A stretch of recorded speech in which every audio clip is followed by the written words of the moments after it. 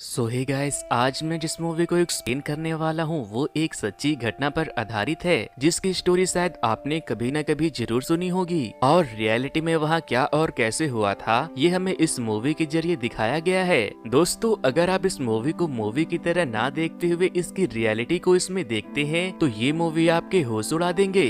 तो guys, without wasting your time, let's begin the explanation. Movie की शुरुआत में हमें बैंचोंग थाईलैंड का सीन दिखाया जाता है, जहां हम कुछ बच्चों को फुटबॉल खेलते हुए देखते हैं। मैच के बाद सारे बच्चे स्नैक्स खाने के लिए एक ठेले के पास जाते हैं। फिर उनमें से एक बच्चा बोलता है कि चलो आज थैम लुआंग केव के अंदर घूमने चलते हैं। उनके साथ उनके कोच भी वहां जाते हैं। वो एक बहुत ही खूबसूरत टूरिस्ट केव था। सारे लोग केव के बाहर अपनी साइकिल पार्क करके अंदर चले जाते हैं। वो लोग गुफा के बहुत अंदर चले जाते हैं और इधर गुफा के बाहर बहुत तेज बारिश शुरू हो जाती है। हर खौफ से अनजान सारे बच्चे गुफा के अंदर बहुत मस्ती कर रहे थे, लेकिन इधर गुफा के बाहर बहुत तेज बारिश भी शुरू हो चुकी थी। इधर दूसरी तरफ तेज बारिश और शाम होने की वजह से बच्चों के पेरेंट्स परेशान हो रहे थे। तभी उन बच्चों का एक दोस्त, जिसने उनके साथ आने से मना कर दिया था, वो लोग केव में घूमने के लिए गए हैं। जिसके बाद सारे बच्चों के पेरेंट्स मिलकर उस केव में जाकर उनको अपने साथ वापस लाने का फैसला करते हैं। लेकिन जब वो उस केव के पास पहुंचते हैं तो कुछ सिक्योरिटी गार्ड उन्हें अंदर जाने से रोक लेते हैं और कहते हैं कि आप अंदर नहीं जा सकते क्योंकि गुफा में पानी भर चुका है। वो कहते हैं कि हमारे बच्चे अंदर है, जिस पर वो गार्ड्स कहते हैं कि हमने मदद के लिए रेस्क्यू टीम को खबर कर दिया है।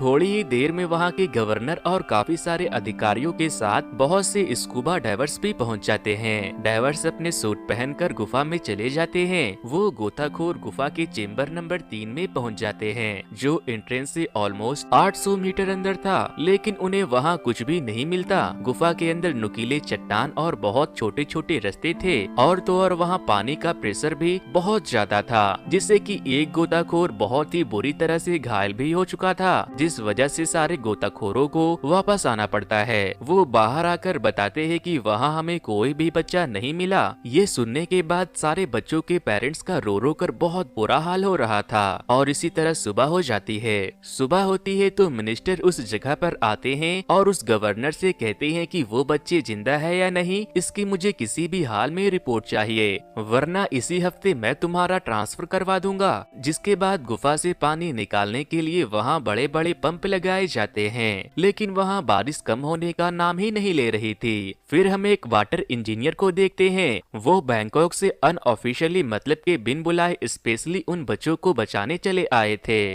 वो उस इलाके के एक आदमी से जाकर कहता है कि मैंने सुना है कि आप इस माउंटेन को बहुत ही अच्छी तरह से जानते हो, मुझे आप उस जगह ले चलो जहाँ से उस गुफा में पानी भरता है, ताकि मैं उसे बंद कर दूं। वो उसे अपने साथ पहाड़ों के ऊपर लेकर जाता है, जहाँ से पानी नीचे गुफा में जा रहा होता है। पहाड़ों के ऊपर इस तरह के कई ऐसे गड्ढे थे जिनसे पानी होकर गुफा में जाता था। अब हमें 5 दिनों के बाद इंग्लैंड का सीन दिखाया जाता है, जहां जॉन नाम का एक गोताखोर रिक नाम के एक गोताखोर को फोन करके उसे बताता है कि कुछ बच्चे एक गुफा में फंस गए हैं और थाई सरकार ने हमें मदद के लिए बुलाया है। जिसके बाद जॉन और रिक थाईलैंड पहुंच जाते हैं और अपने इक्विपमेंट को लेकर डायरेक्ट उस केव में पहुंच जाते हैं। लेकिन जब वो लोग केव के पास पहुंचते हैं तो वहाँ के कुछ ऑफिसर उन्हें अंदर जाने से रोकते हैं। फिर वेरिन वहाँ आता है, जो उन्हें जानता था। फिर वो लोग उन्हें अंदर जाने की परमिशन दे देते हैं और बताते हैं कि तुम्हें गुफा के 2 किलोमीटर अंदर तक जाना होगा, जहाँ बच्चे हो सकते हैं। वो दोनों लगातार लगभग 4 घंटे डाइव करके ऑलमोस्ट 2 किलोमीटर अंदर जा चुके थे।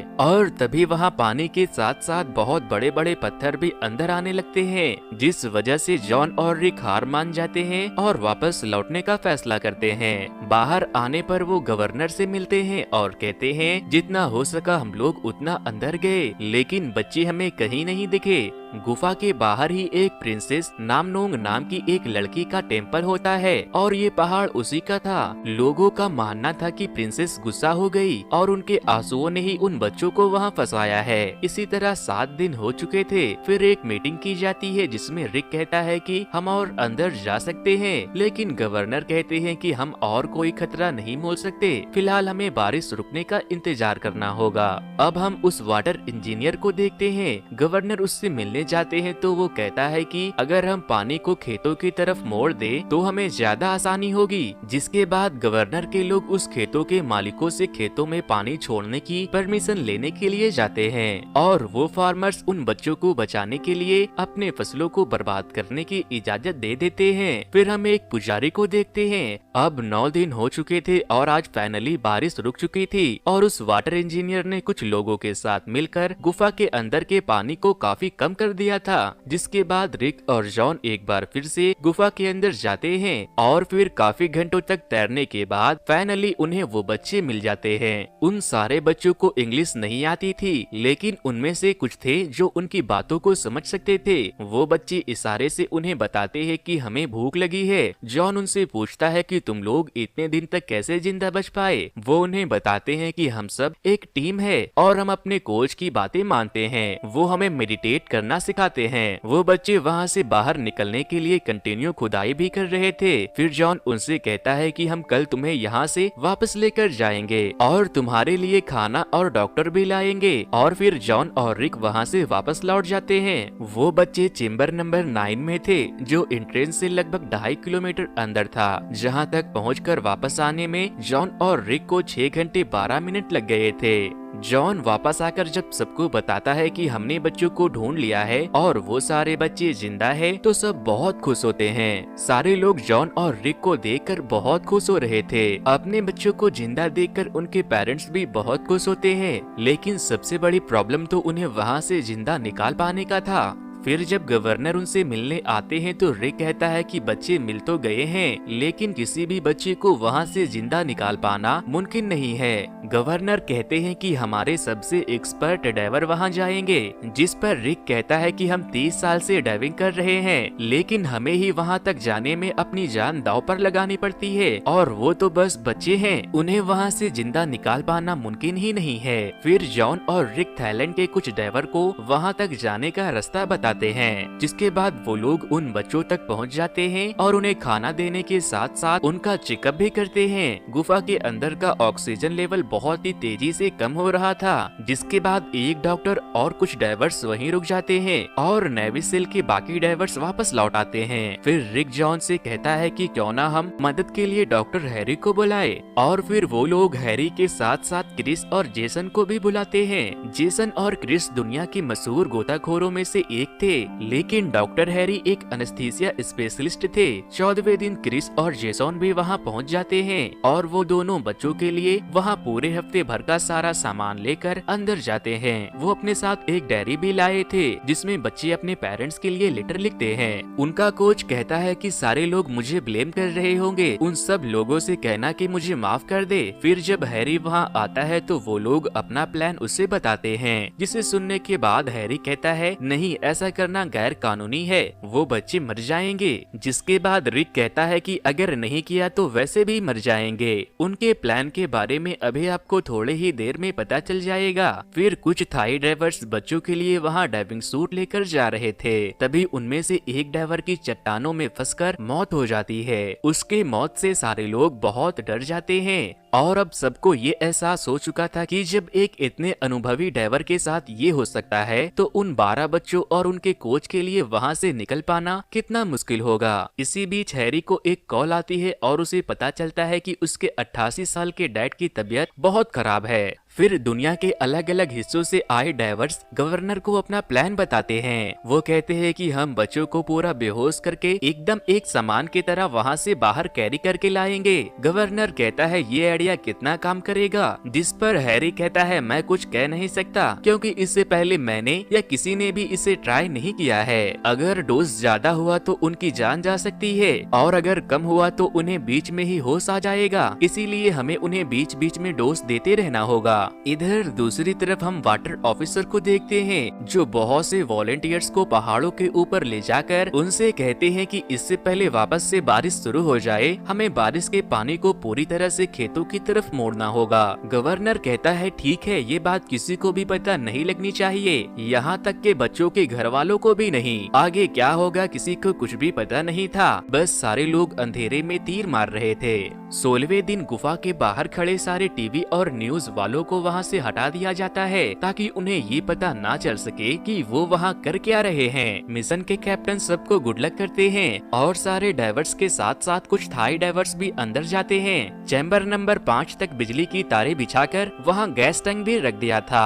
जेसन वहाँ बीच में ही ये देखने के लिए रुक जाता है कि जब पहले बच्चे को लाने में कोई गड़बड़ हो जाए तो वो बाकियों को अलर्ट कर सके। और फिर वो वहाँ मौजूद डॉक्टर को अपना प्लान बताते हैं। वो अपने प्लान को एक पेपर पर लिख कर लाते हैं ताकि बच्चों को उनके खतरनाक प्लान के बारे में पता ना चल सके। उनके कोच 4 छोटे छोटे बच्चों को पहले भेजने का फैसला करते हैं, लेकिन उनमें से एक बच्चा जिसका नाम चाई होता है उसके फेस पर मास्क फिट ही नहीं होता। जिसके बाद वो उसे कहते हैं कि हम तुम्हारे लिए दूसरा मास्क लेकर आएंगे। और फिर बाकी के बच्चे उसे देखकर डर ना जाए इसीलिए वो उन्हें पीछे मुड़ने को कहते हैं। वो एक बच्चे को सूट पहनाकर बहला फिसलाकर उसे इंजेक्शन लगाकर उसे पूरी तरह से बेहोश कर देते हैं और उसके हाथ पैर को पूरी तरह से बांध देते हैं। और फिर वो उसे बिल्कुल एक सामान की तरह लेकर पानी में चले जाते हैं। एक बच्चे को रास्ते में ही होश आ रहा था, लेकिन जॉन उसे वापस से इंजेक्शन लगाकर बेहोश कर देता है।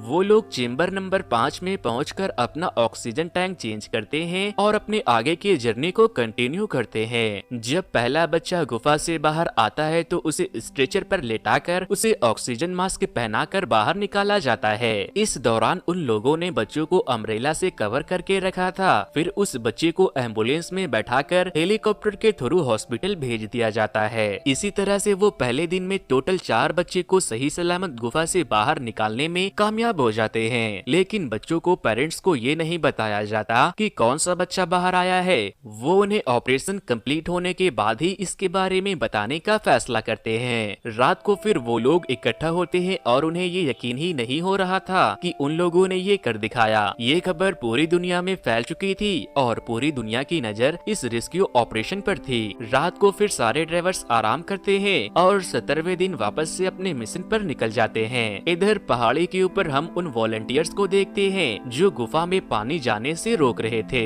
सारे डाइवर्स वापस से गुफा के अंदर पहुंचकर फिर से सही सलामत 4 बच्चों को निकाल लेते हैं और फिर एक ऑफिसर जेसन को सबसे छोटे बच्चे के लिए एक मास्क लाकर देता है। लेकिन उस रात बारिश फिर से शुरू हो जाती है। वो वाटर इंजीनियर और गांव के कुछ लोग रात भर जागकर गुफा में पानी भरने से रोकने के लिए काम कर रहे थे।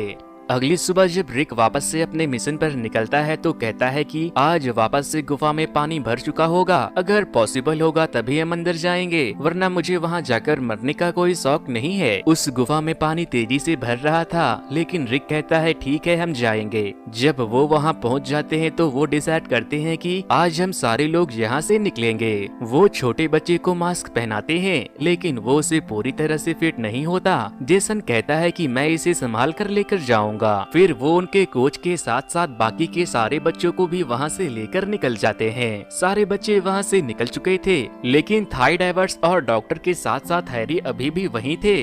2 बच्चे सही सलामत बाहर आ चुके थे, लेकिन क्रिस जब एक बच्चे को लेकर आ रहा था तो उसके हाथों से रस्सी छूट जाती है और वो बच्चे को लेकर नीचे गिर जाता है। जिसके बाद वो बिजली के तार को पकड़कर आगे बढ़ता है और चेम्बर नंबर 5 में रुक जाता है। थोड़ी ही देर के बाद जब रिक वहाँ एक बच्चे को लेकर पहुंचता है तो वो क्रिस से कहता है कि घबराओ मत, हैरी और बाकी के डाइवर्स आते ही होंगे। वो जैसा कहे तुम वैसा ही करना, हम तुम्हें यहाँ से किसी भी हाल में निकाल लेंगे। थोड़ी देर के बाद बाकी के डाइवर्स भी वहाँ से निकल जाते हैं। गुफा में पानी तेजी से भरने के कारण चेम्बर नंबर 4 जिसमें क्रिस था उसमें भी पानी भर रहा था। तभी हैरी वहाँ आ जाता है और कहता है इस बच्चे को एक और डोज देते हैं। और फिर हैरी कहता है इसे यहाँ से आगे मैं लेकर जाता हूँ। सारे लोग निकल चुके थे, लेकिन कुछ थाई ड्राइवर्स अभी भी अंदर थे और तभी गुफा के अंदर बड़े बड़े पत्थर गिरने लगते हैं। लेकिन फिर बाकी के लोग भी किसी तरह से वहाँ से बाहर निकल जाते हैं। जब ये बात वाटर इंजीनियर को पता चलता है तो वो बहुत खुश होता है। सारे डाइवर्स के वहाँ से बाहर निकलने के बाद सारे लोग उनका दिल से शुक्रिया करते हैं। चाई और बाकी बच्चों के पेरेंट्स उन डाइवर्स का पूरे दिल से शुक्रिया करते हैं। और तभी हैरी को पता चलता है कि उसके डैड नहीं रहे।